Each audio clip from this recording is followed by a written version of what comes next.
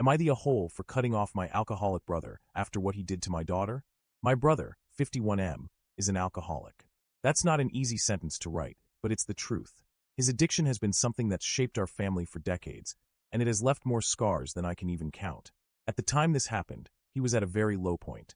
Our dad had just passed away, his marriage of 29 years was crumbling, they've since divorced, and his medical practice was shutting down. He had just finished his third stay in rehab, this time at a non-AA affiliated place, because he absolutely refuses to have anything to do with AA. While he was in there, we spoke daily. I was terrified for him, and as much as I resented his choices, I also wanted to help him. I tried to be the brother who supported him, encouraged him, gave him a lifeline to hold on to. We actually grew close during those weeks, and I thought maybe, just maybe, he was finally turning a corner. When he was released, he went back home, but only a few days later, he drove 4 hours to visit me and my family. I was happy to host him. He had stayed with us plenty of times before, sometimes with his wife and kids, sometimes alone. This time was different though. This was his first stay right after rehab, and in hindsight, I should have realized how fragile and unpredictable things could be. From the beginning, things felt off. I don't drink, so I don't always recognize the subtle signs of someone drinking or slipping. But I could sense he was restless, edgy, and maybe not as stable as I wanted to believe.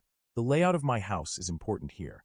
My daughter's bedroom is down a hallway, past a guest bathroom and another guest room.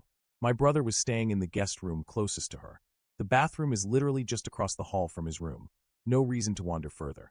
That night, my wife was staying with her mom, so it was just me, my daughter, teen, and my brother in the house. My daughter went to bed early. My brother and I stayed up for a while watching TV, but eventually I called it a night. I thought he had too, but I now believe he stayed up and found some alcohol I had hidden away. He later admitted he'd also taken one of his wife's sleeping pills. Around 2:30 in the morning, my phone rang. It was my daughter. Her voice was something I'll never forget, panicked, shaking, like she couldn't breathe. She said, "Dad, please come here." I jumped out of bed and ran down the hall. On the way, I peeked into my brother's room. The door was shut, the lights were off, and when I called his name, he just groaned, clearly half passed out. I shut the door and went straight to my daughter. She was trembling uncontrollably, crying, breathing like she couldn't catch her breath. She told me that she woke up to find my brother standing over her bed. He was muttering gibberish. His hands were under the covers on her bare legs and thighs. He was grunting. She said when she called his name, he looked confused, said her name in this questioning tone, and then stumbled out of the room. I can't describe the rage and fear that shot through me. But here's the ugly truth. My first reaction wasn't to see it as attempted molestation. My first reaction was, here we go again. He's drinking. He's being a screw-up. My brain twisted it into, he must have been wasted, confused, thought he was walking into the bathroom, and went into the wrong room. But to my wife and my daughter, this wasn't a mistake. It was a violation. And when they realized I didn't immediately see it that way, they were furious with me. And honestly, they were right. At first, I underreacted. I wanted to believe the best. I wanted to protect my brother from the ugliest interpretation. I told myself it was just another mistake, from a man who never seems to stop making them. But over time, I realized something. It doesn't matter if he was drunk, high, confused, or meant to go to the bathroom. He crossed every possible boundary. He scared my daughter so badly that she still shakes when she talks about it. He left scars on her that I can't erase. And instead of owning what he did, he brushed it under the rug. He never apologized directly. He never sat with her to say, "I'm sorry." He just ghosted, like if he ignored it long enough, it would disappear. This summer, my other brother got married. My daughter didn't want to attend because the alcoholic uncle would be there, and nothing had ever been resolved. I supported her decision. I wasn't about to force her to be in the same room as him. I called my mom and my brother, the groom, to explain. I told them it wasn't about disrespecting the wedding. It was about protecting my daughter. My other brother understood and was compassionate. But my mom, she told me my daughter was different, whatever the hell that means, and basically blamed me for breaking the family apart. Since then, she barely speaks to me.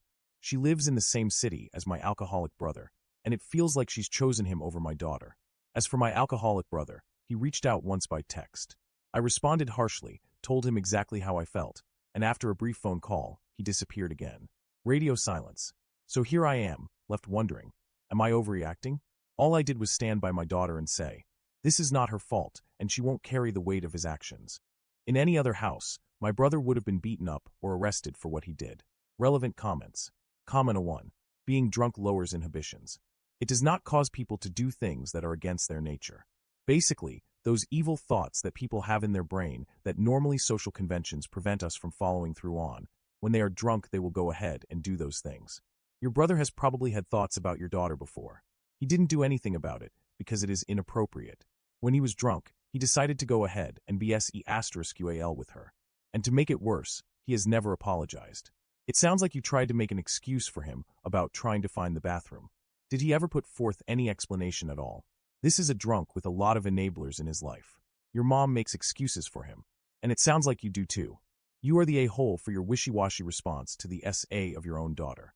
You are not the a-hole for holding him accountable, although I still don't think you hold him accountable. I find it highly ironic that you seem upset that he is ghosting you, when you should have just cut him off completely. Comment 2. You underreacted. If he had accidentally stumbled into her room, he wouldn't have picked up the covers and started touching her leg. He SA your daughter. He should be in jail. But of course, he's not, because when it's someone they know, men protect other men and not the women in their lives. Story as old as time. Maybe ask your daughter if she'd like to file charges against the brother or would like you to punch him in the face. Either way, ask her what she thinks should happen and follow through if you want to redeem yourself as a father. Comment 3. You are the worst kind of father for even questioning whether or not you overreacted. You did nothing, and you should be ashamed of yourself. Comment 4. Your wife is better than me. I would have divorced you the way you keep making excuses straddling the fence. No one has held him accountable. Should have called the police that night.